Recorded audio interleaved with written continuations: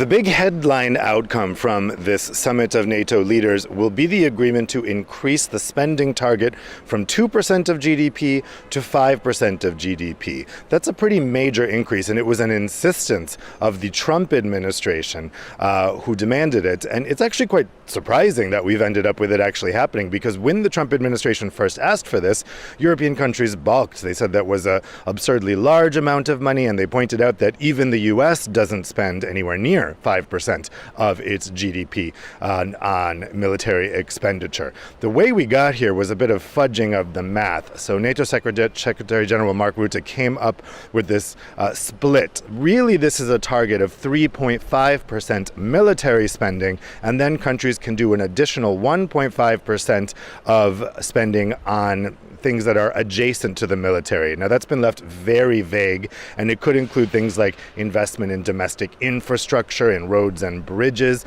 The Italian government seems to think that efforts to combat illegal migration would also count toward that target. That's how they got countries there. But at the last minute, Spanish Prime Minister Pedro Sanchez last week said even this math fudging was not going to work for Spain. He said that the target is unrealistic, that they know already they will not meet that target, and so engaging in that commitment now would be folly. The way they got around that was they changed the wording in the text that essentially it looks like it means that this target will be NATO-wide and not for each country.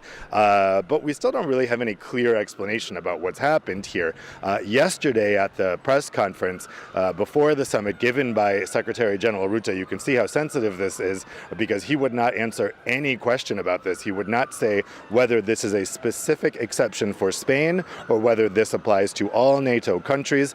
The Spanish government has been quite clear. They see the change in wording last week as meaning that they do not have to meet a 5% target. But the other thing that will happen here at this summit is the optics. There has been fear for months about Donald Trump blowing up this summit. Memories are still fresh from the 2018 NATO Leaders Summit here in Brussels, where he really threw a lot of dramatics into the discussions.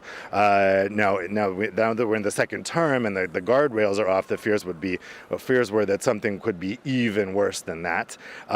Luckily for them, at least, Donald Trump has delayed his entry to the summit. I think everyone's just going to try to keep their heads down, get in and get out, and just try to avoid any dramatic flare-up with Donald Trump.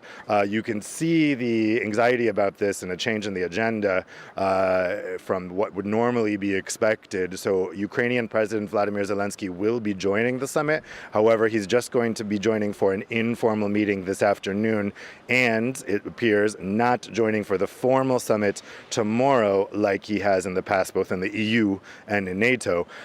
It looks like that informal meeting today will happen even before Donald Trump arrives, and that is clearly to try to avoid something like the Oval Office confrontation that we saw between Trump and Zelensky earlier this year. So again, big headline news, and it is big news that NATO is increasing its spending target, but the devil is in the detail, and what we should really be watching over the next 2 days is the specifics and the optics.